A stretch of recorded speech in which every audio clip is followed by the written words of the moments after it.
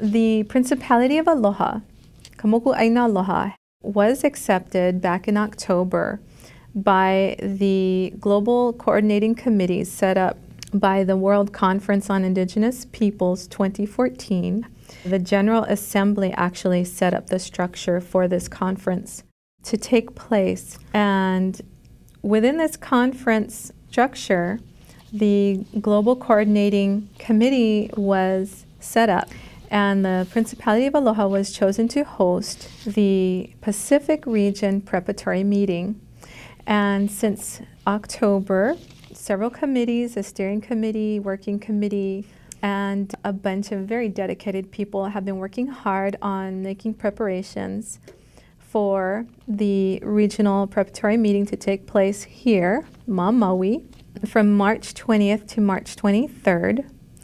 There will be 3 days to prepare papers to draft a declaration from the Pacific region that will be utilized in the way that the G77 will deal with the people they term indigenous.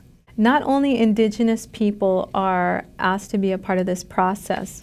It is stated, in preparing for the World Conference on Indigenous Peoples 2014, there must be innovation. Innovation has characterized the participation of indigenous peoples in the United Nations since we first went to Geneva. The specific proposals about indigenous participation have always come from the indigenous peoples themselves. The World Conference is an important opportunity in innovation and implementation of the declaration. Will be drafted and finalized during the March prep meeting on the island of Maui.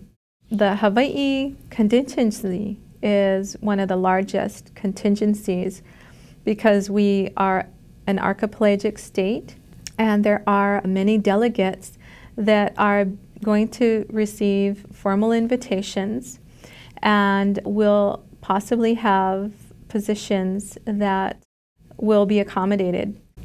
Mr. Anaya's words underscore the context in which indigenous peoples have always participated in the United Nations to preserve Mother Earth for the generations to come.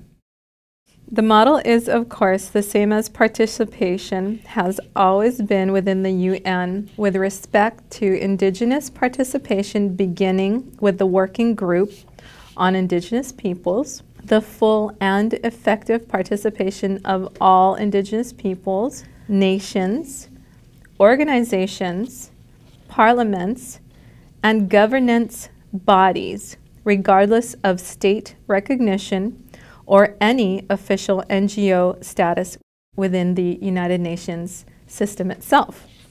So that kind of gives you a brief idea of what the purpose is for this regional meeting that's being called.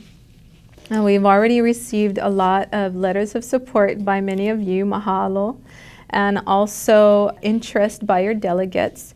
And we've also received Tahiti Archipelago in interest and inquiries.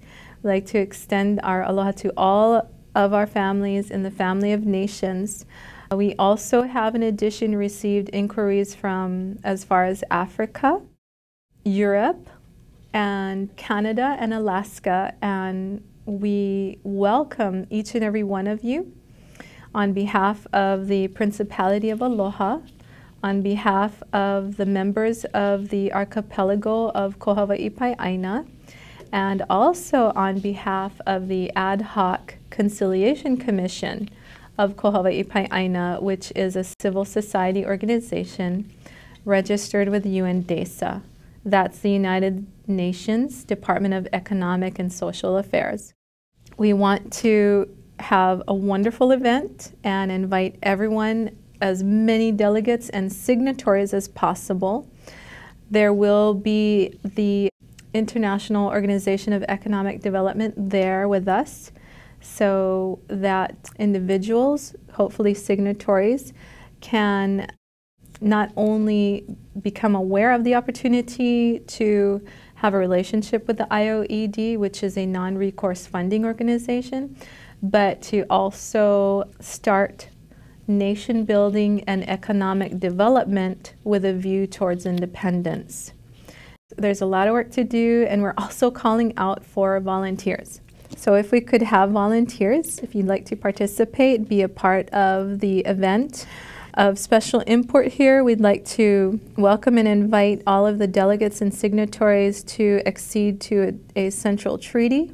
We'd like to let you know that we are taking in registrations for your delegates and signatories.